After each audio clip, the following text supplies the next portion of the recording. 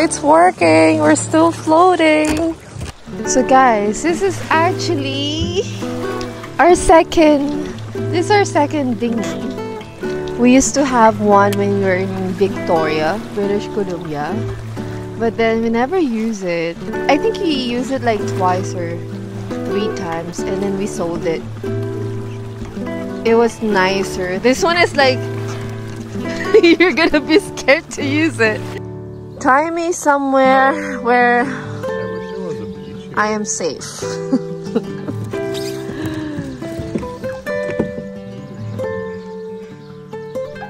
Hey you guys, so Felix is out now exploring the friggin' island and we're just bantay boat right now. Ayun nga guys, no, if you're planning to go here, you have to plan carefully. Kasi ang dami mga nagbabago, immigration, like here in BC, naghihigpit na din sila. I don't know if you know na yung BC PNP International Graduate Stream ay mag-iiba na.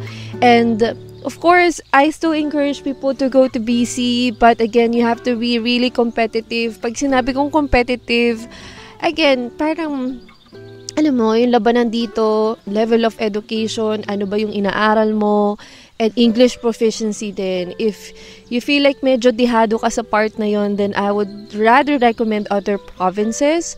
Pero, pwede din naman dito ka mag-aral, and then, pag nakapag-aral ka na, and then you finish your studies, you can move somewhere else.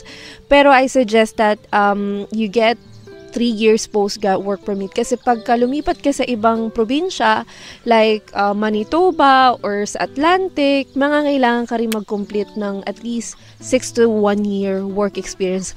Gumagalaw yung boat natin. Baka nahihilo na kayo, guys. Pero pag ako nakarating sa ocean, sa Pacific Ocean, nasa inlet tayo ng Pacific Ocean. Ang tagal ni Felix, sumagalaw yung boat. I think ang mahihirapan for immigration, yung mga nag-take ng business program, kasi nasa general sila, diba? Medyo mahirapan sila. So, doon, ang babawi na lang kayo guys sa English. Talagang taasan nyo sa English nyo. Kasi doon kayo babawi sa pointing system dito, 'di ba? And again, pagka yun ang inaral mo, dapat open ka din talaga lumipat sa ibang probinsya. Isasuggest ko din pala, mag-aral kayo ng accounting related na mga certification pagka business admin ka, like QuickBooks, Sage 50, or I think yung dalawang yun yung laging ginagamit. QuickBooks talaga madalas pag mga small businesses. Pagka mga large companies na, like mga construction, Sage 50 or Sage 100. And may mga free trainings yung guys na pwede nyong kuhanin online. And then, dito naman, pagka nag-start ka naman sa trabaho, huwag kayo matakot kasi, alam mo yung accounting, wala akong idea dito, blah, blah, blah. Guys, lahat naman dito, pagka nag-start ka ng trabaho, tinitrain kayo. Kahit na nakatapos na ako ng business accounting, although may idea na ako kasi may foundation ako, pero nung actual na job, tinrain pa nila talaga ako. Kasi iba kada industry So, sa construction, wala akong masyadong alam, pero doon ako nahasa nung nag-work na ako. So, yun, mag-add kayo ng another certifications kung may makukuha pa kayo para mas madali sa inyo makakuha ng trabaho dito sa Canada.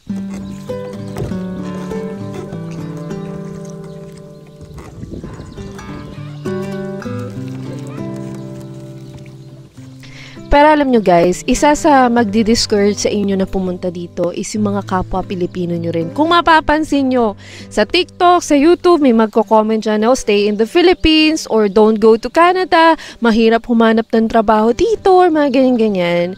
Huwag kayo basta-basta maniniwala kasi marami pa rin trabaho dito sa Canada. Depende na lang talaga sa'yo. Like for example, tayo mga international students, alam natin yung kahalagahan ng education dito.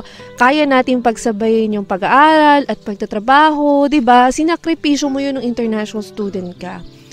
Siyempre yung mga ibang nandito na, i-discourage kanila kasi sila, 'di ba, maaagawan sila ng trabaho Lalo-lalo na sa mga taong hindi willing mag-upgrade ng skills nila.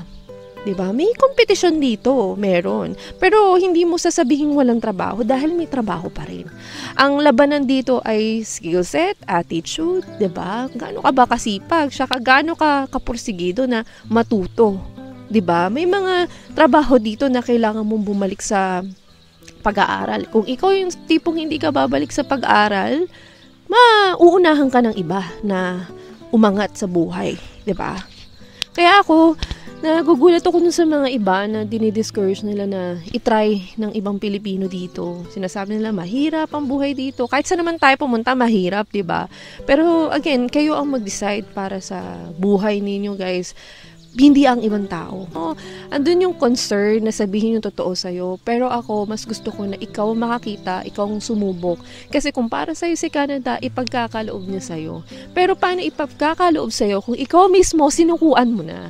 Kasi ako nun, diniscourage din ako dati.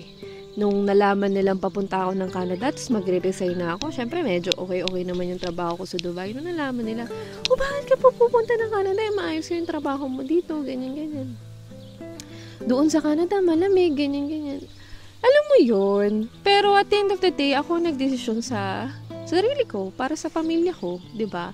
Kung hindi maging successful sa Canada, okay lang. At least sinubukan ko, 'di ba? Hindi yung nakikinig ako sa ibang tao na hindi naman nila alam kung anong kapasidad ko.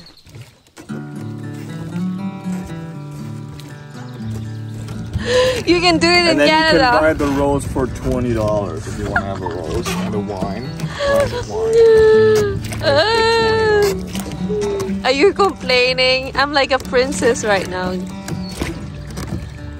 Okay, so we're gonna like check out our friends there. Is that a Filipino?